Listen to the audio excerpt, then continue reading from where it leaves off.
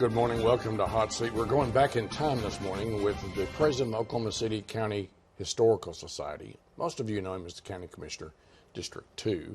Okay, Brian Mon. Good to have you, Commissioner. Hey, thanks, Scott. But we're not talking politics this one. We're going to talk about history. Now, I'm going to talk about something you and the Lieutenant Governor are talking about, a music trail.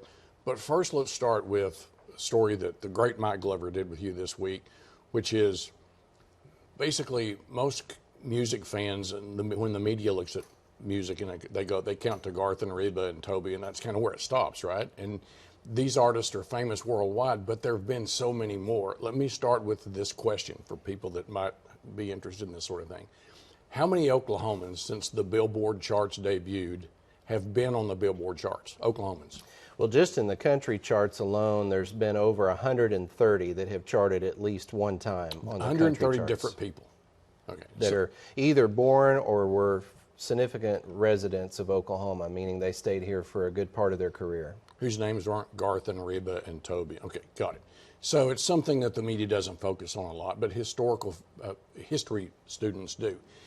You're doing a series of interviews, some we've seen on News 9. Recently, Gayla Peavy, you want to talk about that one. But let's get to, there's an event coming up for people who are interested in the beginnings of music in Oklahoma, commercial music in Oklahoma, coming up when? Tuesday night at the Yale Theater down in Capitol Hill, there on Southwest 25th and Robinson at 8 o'clock. And tickets are still available. If you go to the yaleokc.com, you can get tickets there online, and then they'll be available for sale at night at the box office.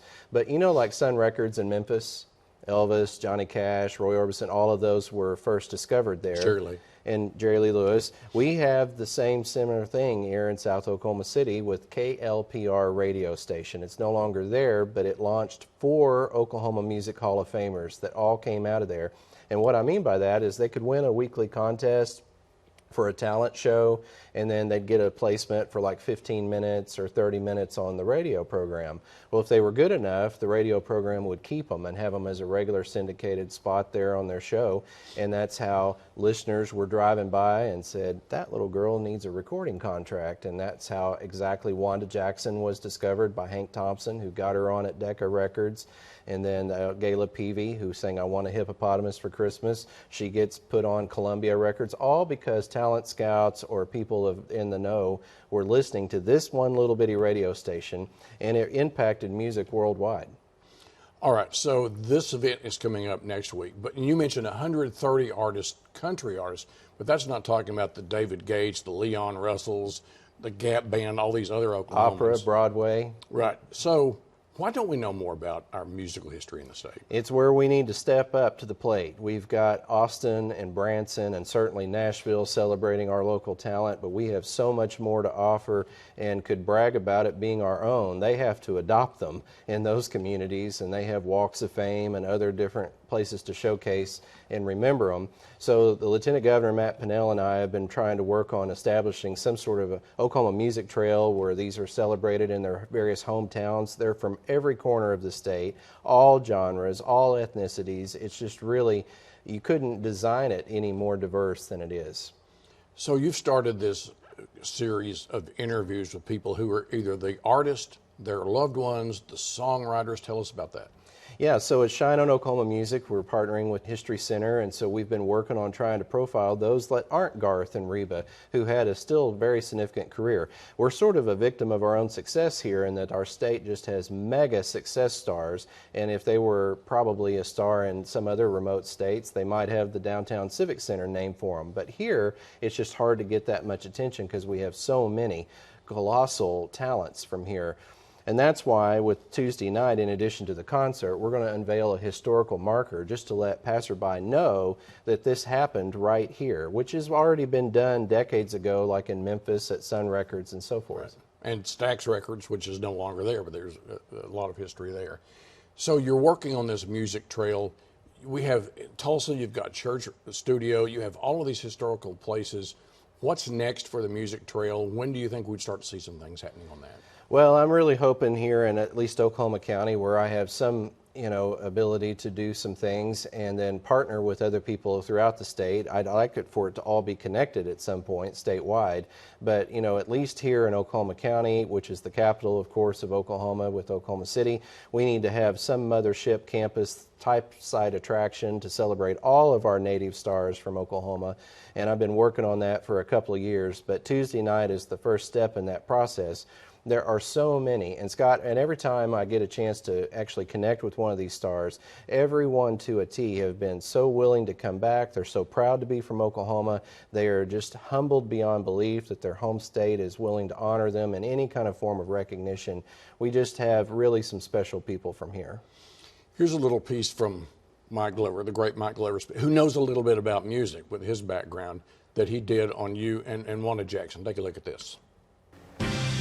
Well, back in the mid-50s, the Oklahoma music scene was booming. And tonight, a local group wants to make sure they stay appreciated in their home state. Mike Glover details a big celebration and tonight, something good. Before there was Garth and Reba or even Toby, Oklahoma had its share of music royalty. I just didn't have that much confidence in myself. Wanda Jackson got her start at KLPR radio and television while still in high school. And he said, well, girl, how old are you? I said, 15. He said, oh, my Lord. She would be nicknamed the Queen of Rockabilly. The very first tour that I did happened to be with Elvis Presley. The two would become extremely close, with Elvis having a tremendous influence on her music. I said, well, Elvis, I can't sing like you, I'm a girl.